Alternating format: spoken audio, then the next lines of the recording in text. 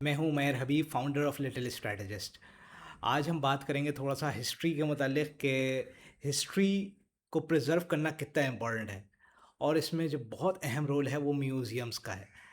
Unfortunately हमारे पास museums की उतनी तादाद नहीं है जितनी होनी चाहिए, और इस बारे में बड़ा इंटरेस्टिंग स्टैटिस्टिक्स जब मैं रिसर्च कर रहा था तो मेरे सामने आया। वो ये है कि जो तरक्की याफ्ता ममालिक हैं वहाँ पर जो पॉपुलेशन के हिसाब से जितने हज़ार लोगों पे एक म्यूज़ियम अवेलेबल होता है, वो तकरीबन 10,000 से 30,000 लोगों के ऊपर एक म्यूज़ियम अवेलेबल है। क्या आप इमेजिन कर सकते हैं पाकिस्तान में ये नंबर कितना होगा? 60,000, 1 लाख, 2 लाख, 10 लाख? जी नहीं, पूरे 15 लाख लोगों के ऊपर सिर्फ एक म्यूज़ियम है। सो दैट मीन्स कि हमारी हिस्ट्री उस तरह से प्रिजर्व नहीं हो रही, जो हमारी आने वाली नस्लों के लिए बहुत ज़्यादा ख़तरनाक बात हो सकती है, क्योंकि हिस्ट्री अगर प्रिजर्व नहीं होगी तो वो चेंज भी हो सकती है। अब ये है कि ये हमारे बच्चों के लिए क्यों इम्पोर्टेंट है, क्योंकि हिस्ट्री हमारे बच्चों के लिए इसलिए इम्पोर्टेंट है कि ये दो इम्पॉर्टेंट चीज़ों को, बल्कि तीन इम्पॉर्टेंट चीज़ों के ऊपर काम करती है। एक, it gives the context of the things, why things happen. Second, it builds the curiosity in children, जब वो चीज़ों को देखते हैं और चीज़ों को टच करते हैं, अगर टच भी नहीं करते तो करीब से देखते हैं, रियलिटी के नज़दीक देखते हैं, उनकी सेंसेस इमर्ज होती हैं। उस लिहाज से ये उनके लिए दिमाग पे जो असर बिल्कुल आप महसूस करते होंगे, टाइप करने और लिखने का है, वो दोनों अलग अलग है। और तीसरा, ये उनके अंदर क्रिएटिविटी क्रिएट करता है, क्योंकि जब वो इस चीज़ को देखते हैं, एंजॉय करते हैं, तो वो उस तरह से रेप्लिकेट करने की कोशिश करते हैं, उनकी मालूमात में इजाफा होता है। थोड़ा सा इन चीज़ों को मज़ीद गहराई में जाके देखते हैं कि ये किस तरह से इंपॉर्टेंट होती है। तो पहली चीज़ ये कि म्यूज़ियम्स जो हैं उसमें हिस्ट्री होती है, वो स्टोरी टेलिंग होती है।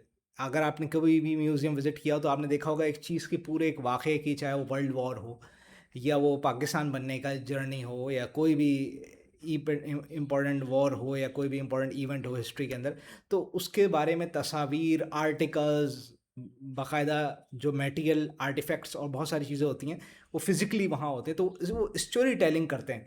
एज़ कम्पेयर टू आप बच्चे को ये चीज़ें ज़बानी सिखा दें, एक वीडियो दिखा दें, वो उतना असर नहीं डालेगी जितना वो हकीकत में उन चीज़ों को देखेगा अपने सेंस से, टच से, हेयर से, स्मेल से। जब आपकी हवा से खमसा ऑल 5 सेंसेस एक्टिवेट होती हैं तो वो लर्निंग को एक नए लेवल के ऊपर लेके जाती हैं। सेकंड जो इसके अंदर इंपॉर्टेंट चीज़ है वो है कंटेक्स्ट।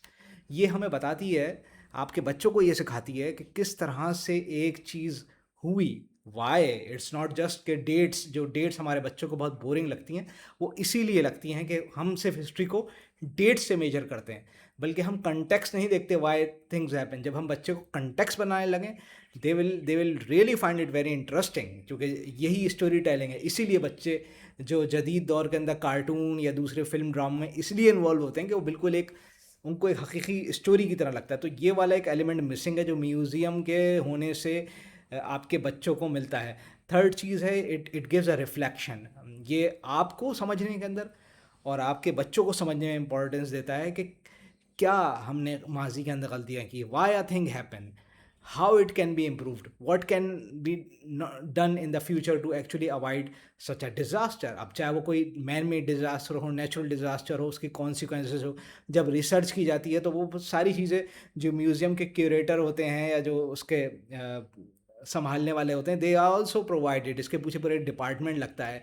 और यहीं पे एक पॉइंट एडिशनली है कि ये इन मुल्कों के लिए जो, जहाँ ये बहुत ज़्यादा म्यूज़ियम है इस वक्त, जैसे यूएस के अंदर कोई 32-33 हज़ार म्यूज़ियम है, और इसी तरह जापान के अंदर ही 5-6 हज़ार म्यूज़ियम है, तो they give it lot of recurring revenue, और बिजनेस भी उनको इससे बहुत ज़्यादा अच्छा मिलता है, क्योंकि टूरिज़्म स्पॉट होता है। बजाय इसके कि टूरिस्ट आके वही बड़े से शॉपिंग प्लाजा या उसमें जाएं जो उनके अपने मुल्क में अवेलेबल है, बल्कि वो बहुत ज़्यादा ऐसी जगह देखना चाहते हैं, ख़ासतौर पे वेस्टर्न टूरिस्ट, जो बहुत ज़्यादा तारीख़ से रिलेटेड हो। So that is very important.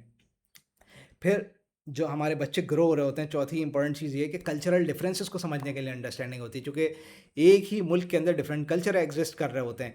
उनके डिफरेंट खाने, लिबास और तरह तरह की चीज़ें जो है, उनकी हिस्ट्री, उनकी इवन खाना पीना, रहन सहन के अंदाज़े वो बच्चे को दिखते हैं, तो उसके अंदर एक एडेप्टेबिलिटी आती है, उसके अंदर एक टॉलरेंस पैदा होती है। वो ये भी देखता है, उसके लिए हैरान कुन चीज़ें पैदा होती हैं।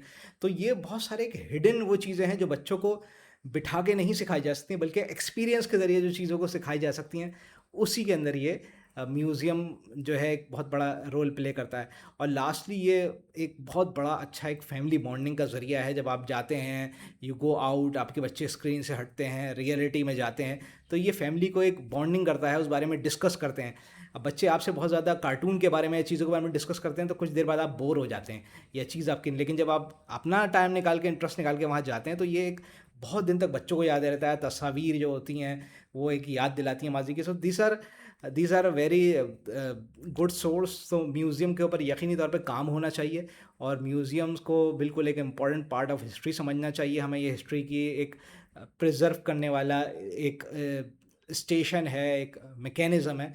सो आप भी अपने अपने एरिया के अंदर, ये जहाँ आप ट्रैवल करते हो, ख़ास तौर पे इन गर्मियों की छुट्टियों में, आगे भी सर्दियों की छुट्टियों में, बच्चों को जहाँ मौका मिले म्यूज़ियम का विज़िट कराएं।